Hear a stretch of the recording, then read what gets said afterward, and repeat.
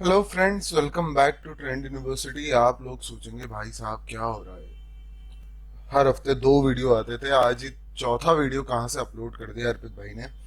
तो ऐसा है फ्रेंड्स कि आप लोग अगर हेल्प के लिए रिक्वेस्ट करते हैं, आप लोगों को अगर कुछ समझ में नहीं आता है, आपको कोई दिक्कत जा रही है मार्केट में, तो उसको समझाना हमारा काम है। तो आप लोगों की हेल्प के लिए हम हमेशा तैयार हैं। बदले में मांगते हैं आपसे लाइक कर दो, वीडियो को सब्सक्राइब कर दो, अपने फ्रेंड्स अपने कलीग्स के साथ शेयर करो, ताकि हमारी आउटरीच बढ़ती है, उनका नॉलेज बढ़ता है। अब लास्ट के 2 दिनों में आप लोगों ने कुछ स्टॉक्स जो भेजे थे कि सर इनका एनालिसिस करके बताना क्या हो सकता है क्या नहीं हो सकता है, तो एक एक करके चालू करते हैं। सबसे पहला स्टॉक जो हमारे पास आया था वो है रेलटेल। अब रेलटेल रेलवे स्टॉक है। ओवरऑल जितना भी आपका इंडियन रेलवे में और ट्रेन के अंदर ट्रेन के बाहर, प्लस अब कंज्यूमर बिजनेस में आ चुके हैं। Consumer business in the sense के ओपन इंटरनेट ये लोग प्रोवाइड करने लगे हैं। ज़रूरी नहीं है कि आप रेलवे के एम्प्लॉय या रेलवे के ऑफिस में हो। आप अगर नॉर्मल यूज़र भी इनके इंटरनेट को सब्सक्राइब कर सकता है। और बजट के पहले हर पीएसयू सेक्टर, हर जो बैंकिंग सेक्टर फाइनेंशियल सेक्टर है, इनमें प्लस जितने भी एग्रीकल्चर बेस्ड स्टॉक हैं, इन सब में एक रैली आती है। वैसे ही एक रेलटेल उसकी एक बेनिफिशियरी है। जितना इंडियन रेलवे ग्रो करेगा उतना रेलटेल को अपना बिजनेस एक्सपांड करने का मौका मिलेगा। तो क्या है रेलटेल में, रेलटेल कैसा क्या बिहेव कर सकता है हम देखते हैं।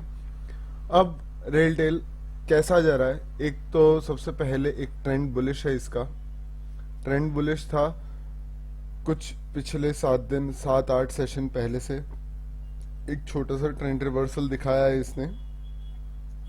इस ट्रेंड रिवर्सल के बाद अगर हम इसका सपोर्ट देखें तो 122 पे एक सपोर्ट निकल के आता है। 122, हाँ 122 से 121 के बीच का एक सपोर्ट है, इमीडिएट सपोर्ट जिसको आप बोल सकते हैं।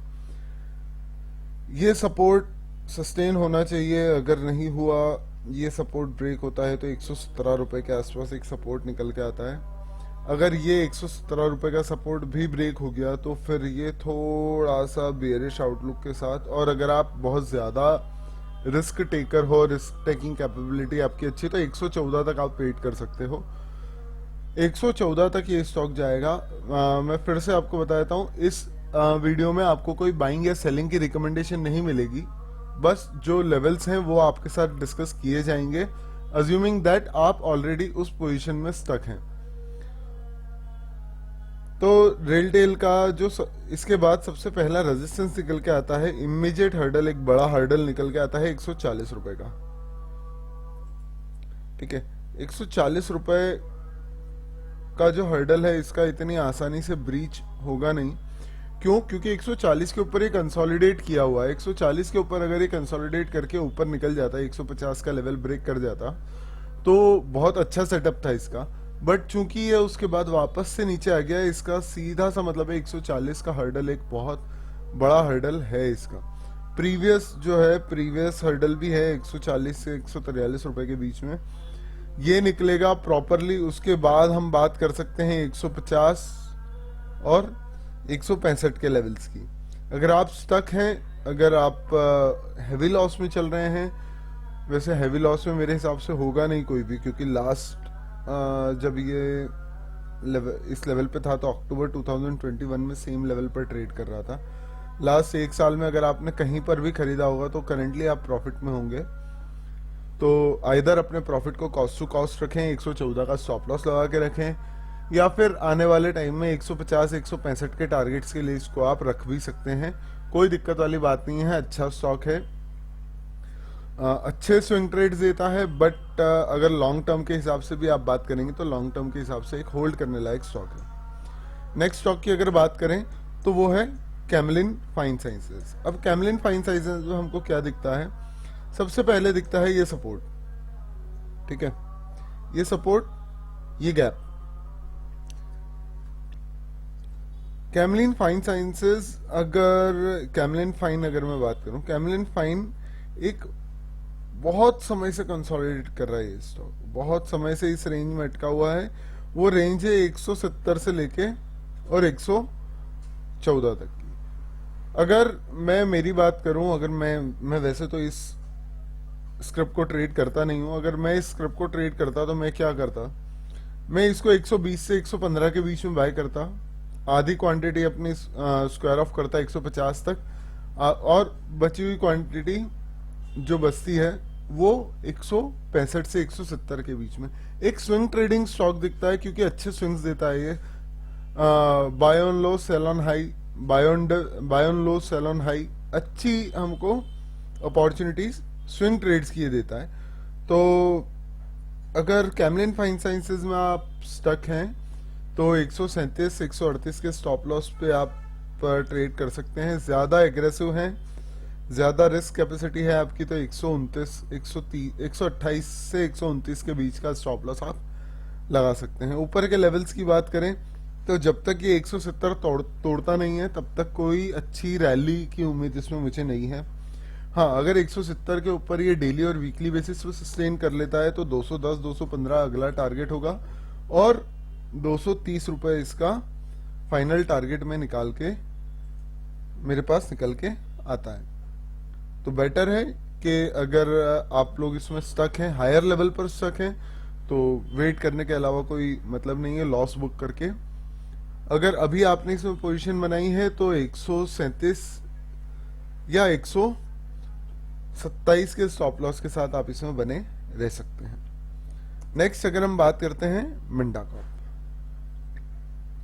मिंडा कॉर्प भी अच्छा, मुझे एक चीज समझ में आई है, जितने भी ये स्टॉक के मेरे पास आए हैं क्वेरीज, ये सारे स्टॉक कंसोलिडेट करें।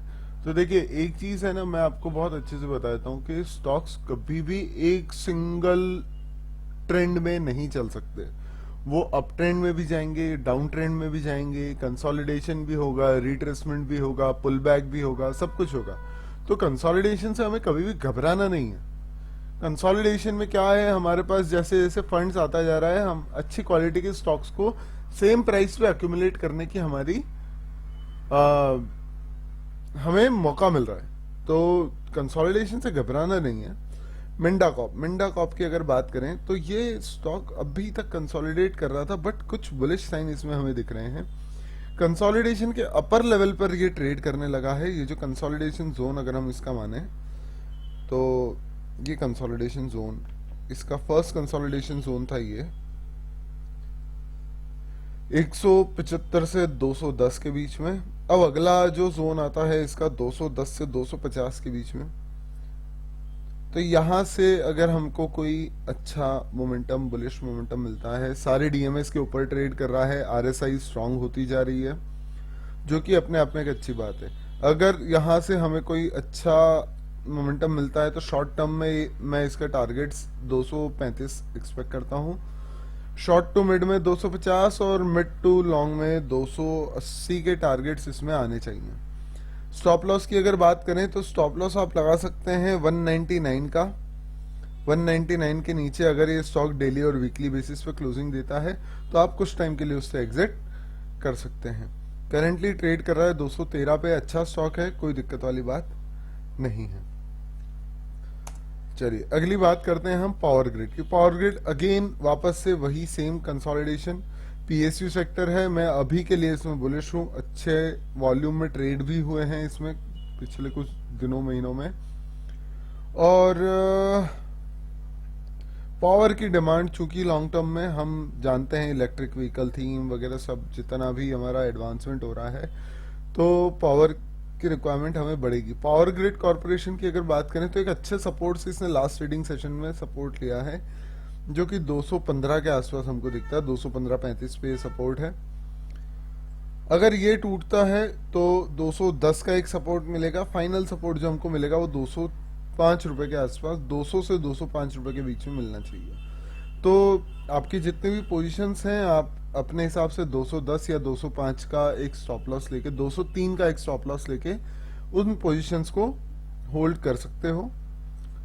अगर ऊपर की बात करें तो एक दो सेटअप इसमें मुझे बनते दिखते हैं। एक सेटअप है ये, यहाँ से अगर हम इस ट्रेंड लाइन को मिलाते हैं तो आने वाले टाइम में 230 के आसपास ये ट्रेंड लाइन मुझे दिखती है। 227 से 230 के बीच में ये स्टॉक आना चाहिए। दूसरे अगर हम एक सेटअप की बात करें, शॉर्ट टर्म सेटअप की बात करते हैं, तो एक ये ट्रेंड लाइन दिखती है। तो ये एक प्रॉपर ट्रायंगुलर पैटर्न बनेगा जिसका ब्रेकआउट होगा, यहाँ पर रेजिस्टेंस लेगा। अगर यहाँ भी ब्रेकआउट होता है तो फिर हम हायर लेवल्स की तरफ 238 और 250 तक जा सकते हैं। अगले स्टॉक की बात करते हैं। अगला स्टॉक है रैलिस। रैलिस में तो भाई साहब रैली स्टार्ट हुई है अभी। अभी इसको क्यों पूछा, इसको तो होल्ड करके चलो यार लंबे टाइम के लिए।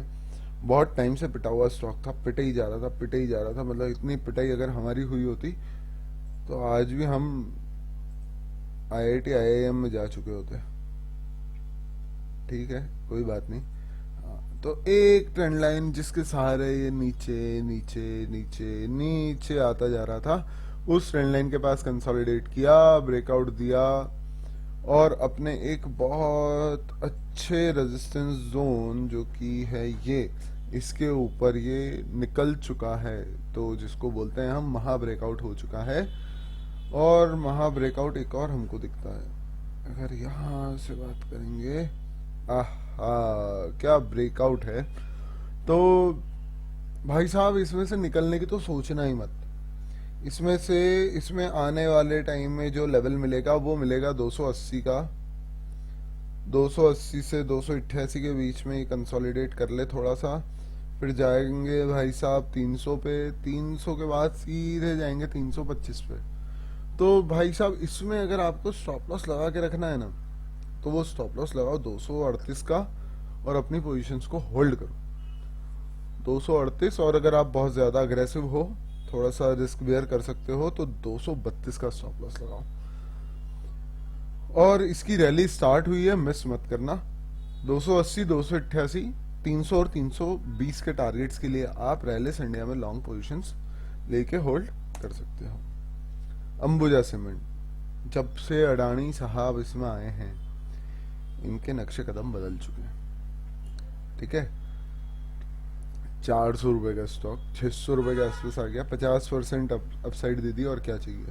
मतलब जिन भाई साहब ने, जो लकी लोग होंगे, उन्होंने इसको 290 275 जब आया था तब खरीदा हो, और अगर आज तक होल्ड करके रखा होगा तो ऑलमोस्ट 2x रिटर्न्स उनको मिल चुके हैं। अब अंबुजा सीमेंट में क्या दिख रहा है हमको, अंबुजा सीमेंट में दिख रहा है कप एंड हैंडल पैटर्न। अगर आप ध्यान से देखें तो ये बन रहा है कप, थोड़ा सा बड़ा कर देते हैं, जूम इन कर लेते हैं। ये बन रहा है कप, ये बन रहा है उसका हैंडल। और अगर ये देता है 595 से लेके 600 तक का ब्रेकआउट, तो ये हमें दे सकते हैं 22, एक मिनट, ये हमको दे सकते हैं 32 90 पॉइंट्स की अपमूव। मतलब 630 और 690 के टारगेट्स हमको अंबुजा सीमेंट में देखने को मिलते हैं। स्टॉप लॉस लगाना है, स्टॉप लॉस कहाँ लगाना है, 556 के नीचे, 555 के नीचे लगाना है। और अगर ज़्यादा एग्रेसिव ट्रेडर हो तो 540 के नीचे, 538 के नीचे लगाना है। आने वाले टाइम में कहाँ पहुंचेगा, तो 630 पहुंचेगा, 680 पहुंचेगा और बहुत जल्दी पहुंचेगा। ठीक है, कोई दिक्कत वाली बात नहीं है। जब इसमें अच्छी बाइंग हो रही थी तब भी अप मूव में था, जब सेलिंग हुई थोड़ा सा नीचे आया, अब कंसोलिडेशन चल रहा है, डे ट्रेडिंग चल रही है, तो प्राइस धीरे धीरे ऊपर चल रहा है। 20 EMA का सपोर्ट पे ट्रेड करता है। लास्ट सेशन में 20 EMA का सपोर्ट लिया है उसने डेली चार्ट पे। तो लॉन्ग रहिए, 600 के ब्रेकआउट का वेट कीजिए, फ्रेश पोजीशन बनाने 600 के ऊपर बना लेना। जो पहला स्टॉप लॉस निकल के आएगा वो आएगा 555 का, दूसरा आएगा 538 का। और टारगेट्स के लिए 630 और 680 के टारगेट आप रख सकते हैं।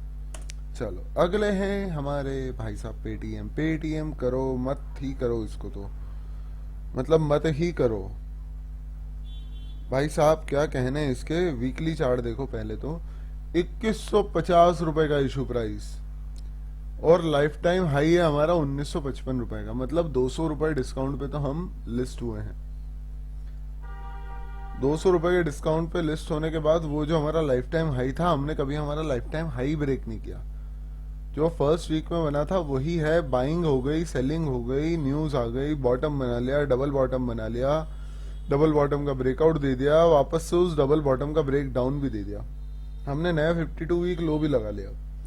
मतलब इन्वेस्टर ने, जिसने अगर कोई स्टॉप लॉस लगाने में विश्वास नहीं रखता होगा, तो 2150 रुपए का उस 2150 रुपए के उसके 6 पेटीएम के शेयर आज उन छो की मिला के वैल्यू 2100 रुपए के आसपास रह गई होगी, जब ये लाइफ टाइम लो बना रहा था। 444 रुपए का लो बनाया है इसने, ठीक है। 2500 रुपए के आसपास का इन्वेस्टमेंट उस टाइम पे बचा होगा, और अगर उस टाइम पे बेच दिया होगा तो आज भाई साहब रो रहे होंगे, क्योंकि अपने लाइफ टाइम लो से 100 पॉइंट ऊपर ट्रेड कर रहा है। क्यों ट्रेड कर रहा है? क्यों? क्योंकि बायबैक कंपनी अनाउंस कर रही है। अब मैं आपको एक चीज और बता देता हूँ कि कंपनी बायबैक अनाउंस करेगी तो कहाँ करेगी? 600, 700, 800, 1000 रुपए पे, ठीक है। 2150 रुपए में आपने रिटेलर्स को शेयर बेचे, आप 1000 रुपए पे वापस खरीद रहे हो, तो आप क्या बताना चाह रहे हो? आप कुछ नहीं बताना चाह रहे हो, आप आपका केवल ईपीएस का लॉस कम करना चाह रहे हो, जो अर्निंग पर शेयर है, क्योंकि अर्निंग कंपनी के पास है नहीं।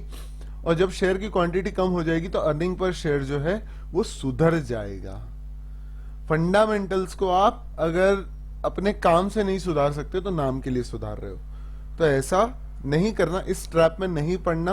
अगर ओपन मार्केट से बायबैक आ गया तो फिर तो ये कंपनी हो सकता है कि नया लाइफ टाइम लो भी लगा दे, ठीक है। तो मेरे हिसाब से पेटीएम को बिल्कुल बिल्कुल अवॉइड करो।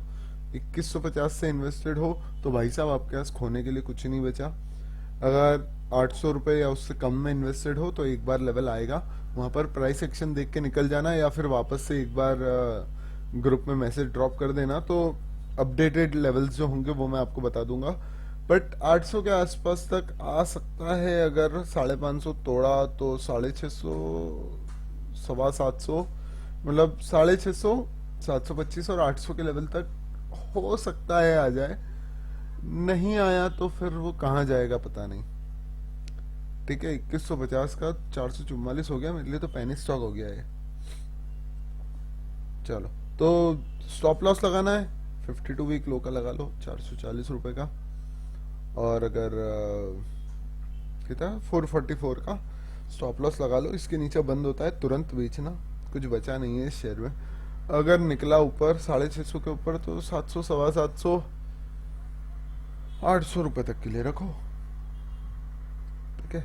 मैं तो जहां था मैं निकल चुका हूँ, 800 के आसपास ही मैंने भी सेलिंग की है, और 800 के आसपास ही यहाँ पर सेलिंग भी आई है, ठीक है। कोई दिक्कत वाली बात नहीं है। 444 के स्टॉप लॉस के साथ रखो।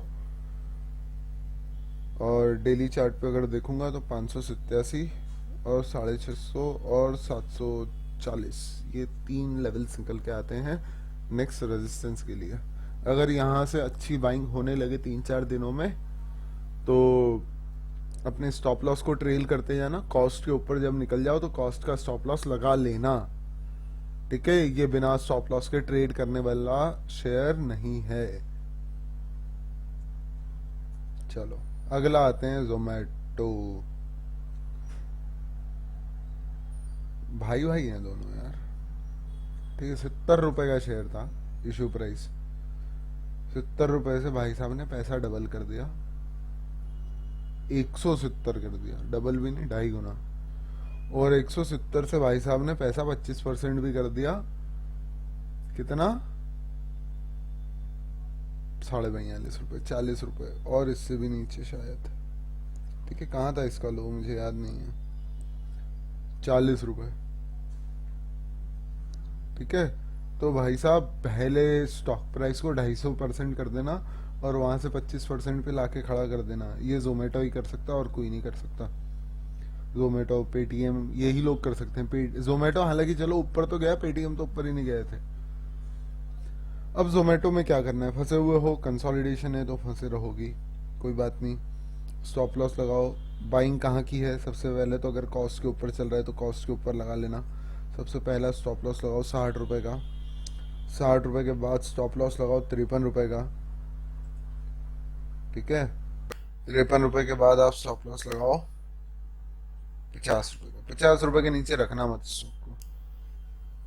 अपसाइड की अगर बात करोगे तो अपसाइड मूवमेंट में 70 रुपए चला गया बहुत है, और 75 रुपए चला गया बहुत है। 75 के ऊपर सस्टेन करेगा, 75 76 रुपए के ऊपर, 80 रुपए के ऊपर, तब जाके फिर ये 88 और 100 के लेवल्स देखेगा।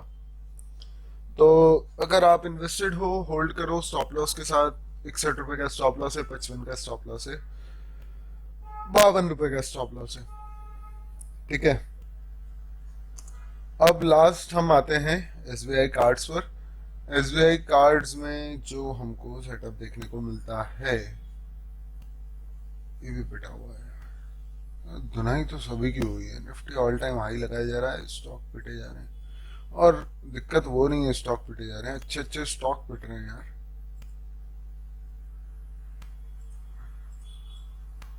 एसबीआई कार्ड्स, ठीक है, ये रन अप आया। यहाँ से एक फेब रिट्रेसमेंट लगा के देखते हैं सबसे पहले। फेब रिट्रेसमेंट अगर यहाँ से लगाया, ओके भाई साहब, 62% पे आके रिट्रेस होके कंसोलिडेशन कर रहा है, लॉन्ग पोजीशन बनाने का मौका दे रहा है। लॉन्ग पोजीशन बनाना हो तो बना लेना 780 और 760 के बहुत छोटे से स्टॉप लॉस है। 800 रुपये में चल रहा है, 20 रुपये 40 रुपये के स्टॉप लॉस के बाद अगर आपको टारगेट मिलता है सीधा, पहला टारगेट 840 का, तो 1:2 और 1:1 का रिस्क रिवॉर्ड रेशो मिल रहा है। दूसरा टारगेट आपको मिलता है 895 रुपये का, और तीसरा टारगेट आपको मिलेगा सीधा सीधा, नहीं इतना सीधा भी नहीं, 920 रुपये का। ठीक है, और इसके पहले अगर ये ट्रेंड लाइन खींच के रख लेना चार्ट पे, अगर ये ट्रेंड लाइन पे टच होता है तो वहां पर थोड़ा सा कॉशियस होकर प्रॉफिट बुक कर लेना। अगर लॉन्ग पोजीशन बनाओ, नहीं बनाओ तो कोई बात नहीं। सेटअप देखना है आपको तो ये जूम करके मैं सेटअप बता देता हूँ। आज का लास्ट स्टॉक था, अच्छा स्टॉक था, जो लास्ट स्टॉक है सबसे अच्छा स्टॉक वही लगा मुझे, अंबुजा सीमेंट और एसबीआई कार्ड। ठीक है, इसकी प्रॉपर स्टडी करके इसमें नई पोजीशन बनाने की कोशिश करेंगे। तो आई होप आप लोगों को वीडियो पसंद आया होगा। लाइक कर देना, सब्सक्राइब कर देना, अपने फ्रेंड्स के साथ शेयर कर देना। किसी पोजीशन में वो भी फंसे हो तो उनको बोलना टेलीग्राम चैनल ज्वाइन करें, ट्विटर पे फॉलो करें, या इसी वीडियो के कमेंट में बता दें कि कौन से और ऐसे स्टॉक्स हैं जिनको आप लोग स्टडी कराना चाहते हैं, हम बिल्कुल कर देंगे। थैंक यू वेरी मच, मिलते हैं अगले हफ्ते।